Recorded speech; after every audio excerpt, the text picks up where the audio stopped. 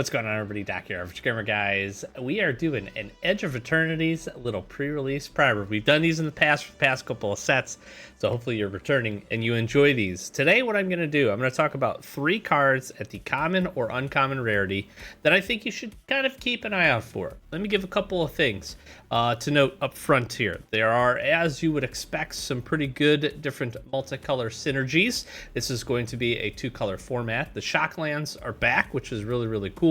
And that is going to be a lot of the color pairings that you are going to see.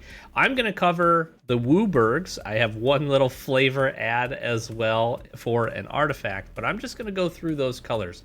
There is actually not a ton of multicolor cards in this set, but the ones that are there, most at rare, but there is a good cycle of uncommon multicolor cards that I'm not going to cover, mostly because they're all pretty good at what they do. There are a handful that I think are a little bit better or a little bit worse, but if you are in those color combos, I would first tell you, as you're looking at your pre-release packs or as you're getting into draft when the set releases, those are things that you should consider strongly. They're going to be, most of them, quite good. And if you want to get into that color combination, taking those early in a draft, or once you open your packs and start sorting your colors, see what multicolor cards that you have and what good synergies you can build around. And I think you'll have some success. So I'm going to skip those for this time. Let's jump into it. 3 cards each for each color.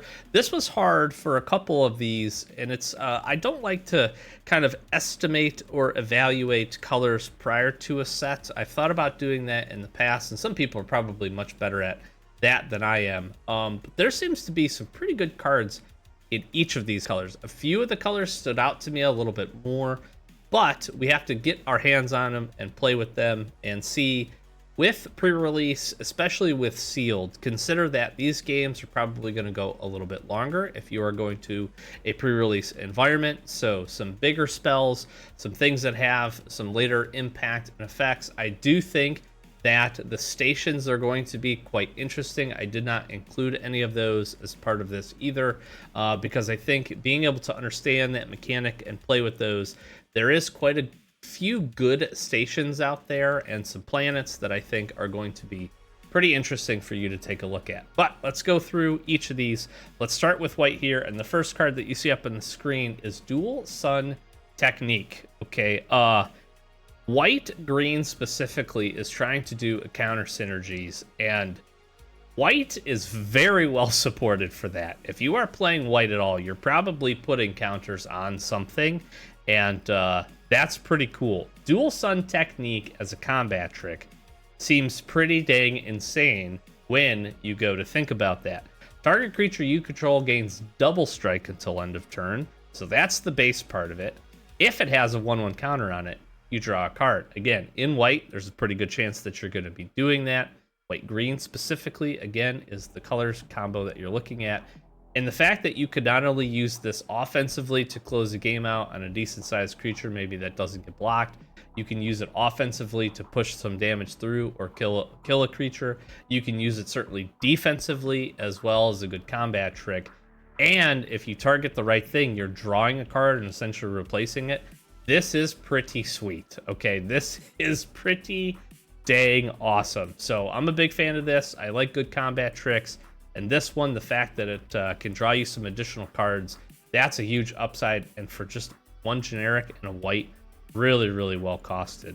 Rayblade Trooper is our next one. When this creature enters, you put a 1/1 counter on target creature you control. Okay, so very much on theme. That's what we're looking to do. Whenever a non-token creature you control with a 1/1 counter on it dies, you make a 1/1 white human soldier creature token. The reason I really like this is because you're able to warp this in for 2. So I'm imagining, hopefully you have some type of 1-drop that you could play on turn 1. Then you're warping this in on turn 2. You're putting a 1/1 counter on that creature, hopefully getting in for a little bit of damage. Turn 3, you're then doing that yet again, maybe bumping this up to a 3/3 or whatever you played, potentially up to a 3/3. Then you have some synergy when those things die, if they get removed in response or whatever the case. Then you're getting a 1/1 human soldier creature token out of that. I really like this card. I think Warp is going to be a very interesting mechanic. I think it plays really, really well, especially with some of the stuff we'll talk about in black with Void And I think that's a synergy that you could really look at building around. And I think some of the warps is kind of like, man, I'm not sure how I feel about that. The things that enter, do a good thing, and then are able to be played pretty quickly after that, I think are really good ones to take a look at. So keep an eye out for Rayblade Trooper, especially again, if you're trying to put 1/1 counters on thing. And then here you have Reroute Systems. Here's why I like this card. Artifact or creature indestructible, or deal 2 damage. This is a savior thing, or this is a killer thing. I really like flexibility. Flexibility, I think, is absolutely huge, especially in a sealed or a draft environment, a limited environment, rather. And Reroute Systems feels really neat. There's going to be a lot of artifact hate. You're going to have a lot of artifacts, pretty much any color. This whole set is kind of based around and has a heavy theme of artifacts. So being able to keep those things safe is going to be good, or your creatures, certainly. Again, you can use this offensively, defensively, and also use it a little bit as a removal spell. Now, it does say tapped creature, so do keep that in mind.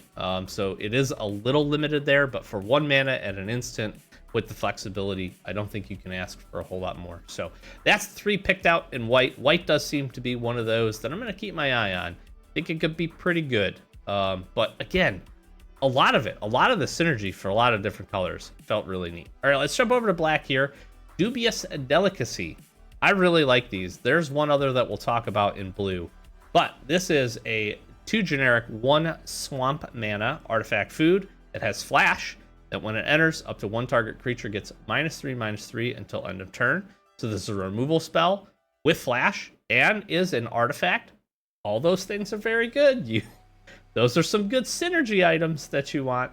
You could pay 2 sacrifice to gain 3 life, or you could pay 2 sacrifice and have target opponent lose 3 life. Here's the reason I like this. Not only is it an artifact that can do some other artifact synergy related things, it is a removal spell. -3/-3 is pretty solid. That's going to help to get rid of quite a few creatures in this format.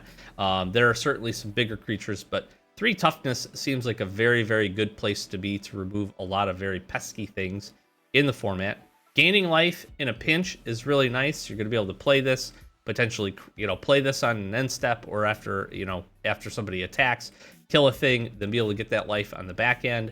You can use this as a sacrifice outlet for future. You can use this to void as well on your turn. So there's some really nice synergies there that you can play.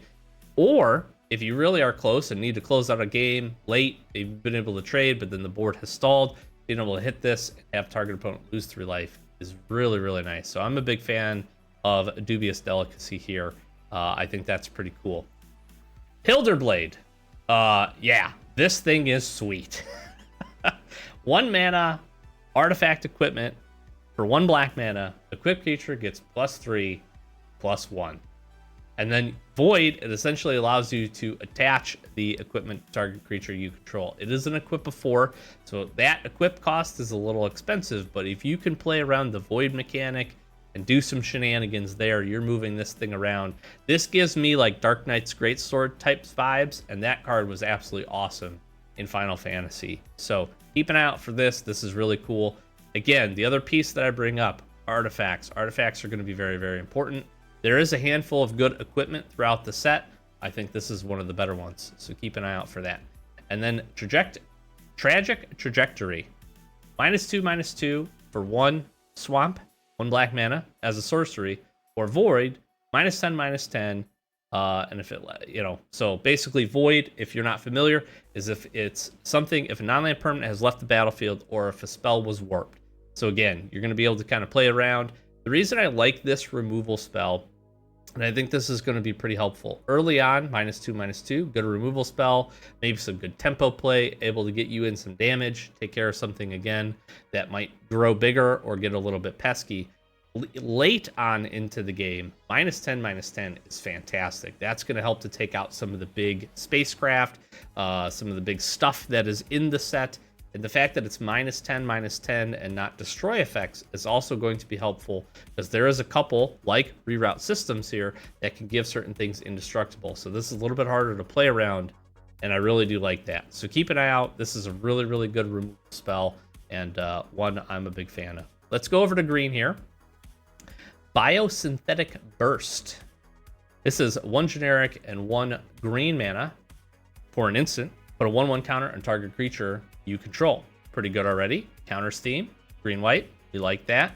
It gains reach, trample, indestructible, and you untap it. Okay, listen. That is sweet. that is absolutely incredible.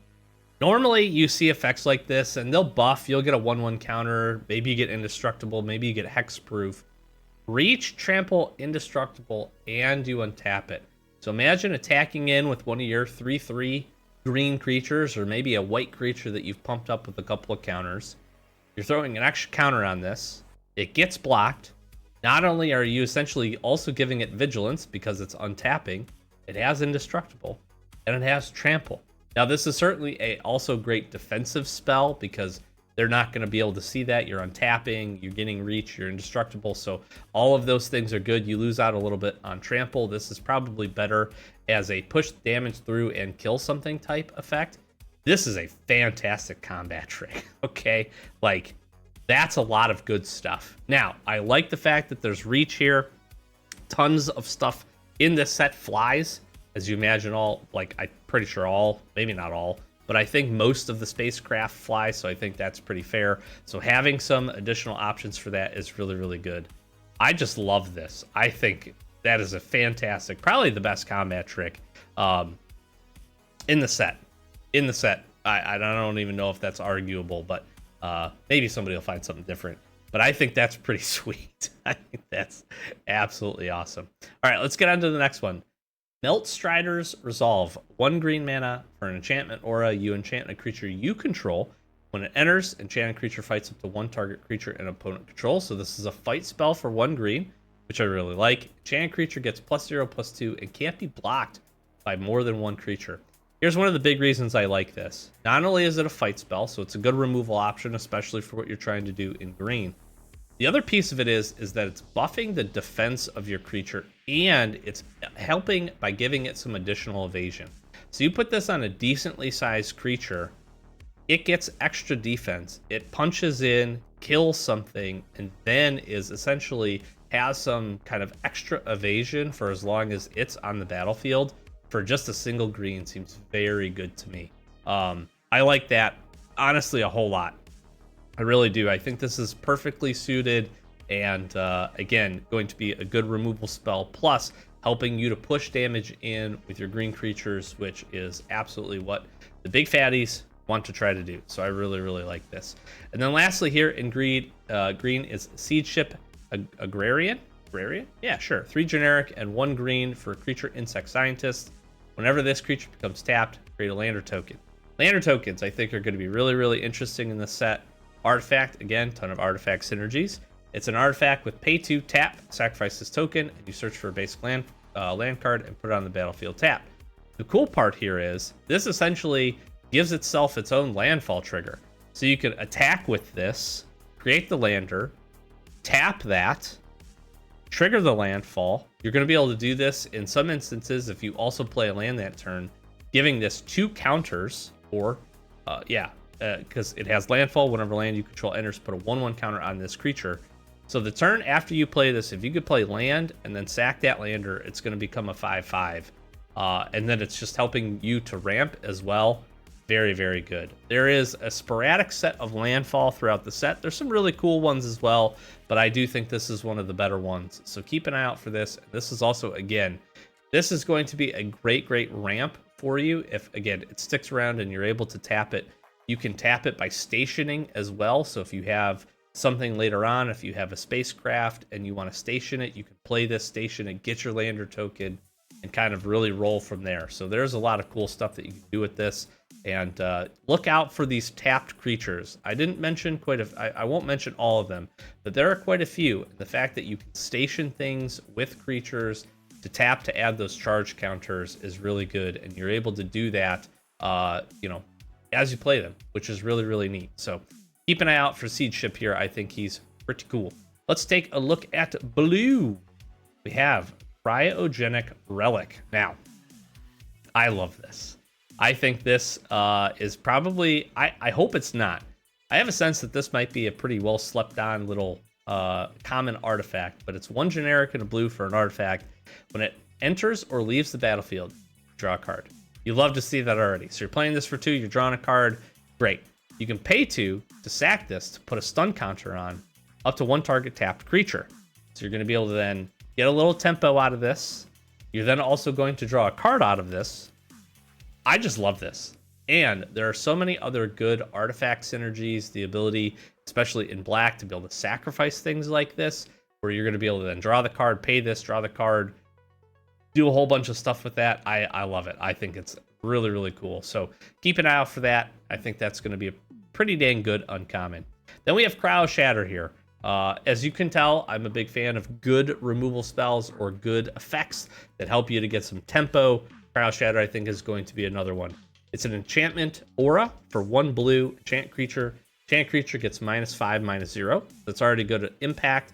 I also like this because later on, this still becomes good, right? A lot of times you got to be careful with your removal and your interaction, because if you get into the late game, especially in a sealed environment, you need those things to be impactful. Giving something -5, -0 is pretty impactful still. I also love when enchanted creature becomes tapped or is dealt damage, destroy it. This helps to remove a big component, 2 big components. It helps to remove power for stationing, which is going to be very important. In addition to that, if it's tapped or it's dealt damage, you ping it or it blocks, it's then destroyed. All of that I love, right? It essentially locks the creature down while not necessarily locking it down. You're still going to have instances where you play this and then attack and then they just chump to get rid of it or off the battlefield, so that's going to happen. But all those things being said, I think this is pretty dang good and a really good effect for just a single blue mana, so keep an eye out for it. And then we have Mechan Navigator. Taking a look at this guy, 1 generic and 1 blue. Artifact, creature, robot, pilot. Whenever this creature becomes tapped, draw a card, discard a card. Turn 2 playing this on the play, then being able to tap it, draw and discard is absolutely great. You're going to be able to use this to station very, very effectively. This is another one of those really good tapping stationer creatures. Keep an eye out for them. I like this a lot. There's, again, quite a few of these that when it becomes tapped, it does a thing. And I think this is another one of the really good ones. I think this is just good value. This is just a good value creature. Are you going to build around this? No, not necessarily. But again, it has a ton of the different things that you're looking for if you're in that color and tentatively that archetype. It's an artifact, so it counts for those things. So all good and very well costed. All right, let's jump over to red. First, drill too deep. 1 generic, 1 red for an instant. Choose one. You put 5 charge counters on target spacecraft or planet you control, or you destroy an artifact. This is really good. If you're going to be doing anything with spacecraft or planets, let's say you open up some of the good ones and you have something impactful, 5 charge counters is a lot, especially for 2 mana, right? A lot of 2 mana creatures you're going to play are going to give you 2, maybe 3 if you're lucky. Most times, probably in that 2 range is pretty reasonable, unless you're doing something else. And 5 charge counters is a lot. The other piece about this that I like is destroying artifacts is going to be very, very good in the set. So even if you're not doing the spacecraft or the planet thing, or maybe you just have 1 in your deck, being able to have the flexibility at instant speed to destroy artifacts, especially opposing spacecraft, is going to be really, really good. Artifact creatures you can kill with this. Other impactful artifacts, equipment. There's lots that you can do with this, so do keep that in mind. I think this is just going to be a good utility spell that lots of different decks are either going to be able to make use of or find good value out of. And again, if you have the opportunity to do spacecraft or planets, I think you'll like this a whole lot. Let's get into another equipment here, or artifact, excuse me. Melded Moxite, 1 generic and a red for an artifact. When it enters, you discard a card. If you do, you draw 2 cards. For 2 mana, that's pretty good. That's a really good rate, to be honest with you, for that. So really happy with that. By itself, then it's an artifact. It's sticking on the battlefield. You pay 3, sacrifice it, and you make a 2/2 colorless robot artifact creature token. That's all good. The only thing that's kind of a drawback for this is that comes in tapped. So doing this like on the end step is probably going to be good. Playing this and then whatever. Giving yourself some options if you want to go that route. Is this the most impactful card ever? No, but I think there's a lot of really good value with being able to do the loot thing, discarding and drawing your cards, especially in red, lots to do that. And then you have the backup option. Again, you can sacrifice this artifact for other means. There's lots of other opportunities to do that in the set. Worst comes to worst, make yourself a little 2/2 for 3 mana. And it's also an artifact creature if that matters to you. So I think that's pretty cool. And I think this is going to be really neat. And then lastly here in red, Terra Pact Intimidator. 1 generic, 1 red. When it enters, target opponent may have you create 2 lander tokens. If they don't, you put 2 1/1 counters on this creature. Listen, if you're doing artifact synergies or you're looking for some ramp, this is your guy. This is your guy. Now, granted, sacrificing those landers takes some time, takes a little bit of mana investment. Being able to make 2 lander tokens, so this guy comes in and makes 2 token artifacts, is huge. If it doesn't, this thing is coming in as a 4/3 for 2 mana. The amount of times that you're going to get the lander tokens off of this, I think, are going to be immense. So having some synergy around that is, of course, going to be important. This guy is absolutely awesome, though. I think he's going to be a very, very good red uncommon. And again, if you're looking to ramp, if you're looking to do any of those different things, this can be pretty cool. Even later in the game, obviously not many like late stage games, but even mid game, this thing's still going to be pretty good because of 4/3 for 2, there is a ton of stuff that plays off of playing multiple spells. So being able to play this guy, again, potentially as a 4/3 for 2 mana, then playing and triggering something else. If you're especially in blue, there's quite a few impacts and effects for that. I think this is really good. I think you're going to really be putting your opponents at some decision making on what they want to deal with. Now, granted, they have a removal spell or whatever, you may just play that. But a 4/3 for 2 is a pretty dang good rate. So I think if you get that, you should not be too upset at all. All right, and then lastly, there is a handful of really good artifacts. We talked about some of them, honestly, in the colors. There are some other good ones throughout the set. I didn't focus a ton on those because I think those are just going to be good quality cards. Look at how you're building. Make sure that the synergies match, or you get some good value out of those things. But one that I had to just talk about because I love the flavor win on this, and I think this is really fun, and also is going to probably have some impactful things in some other formats. Nutrient Block.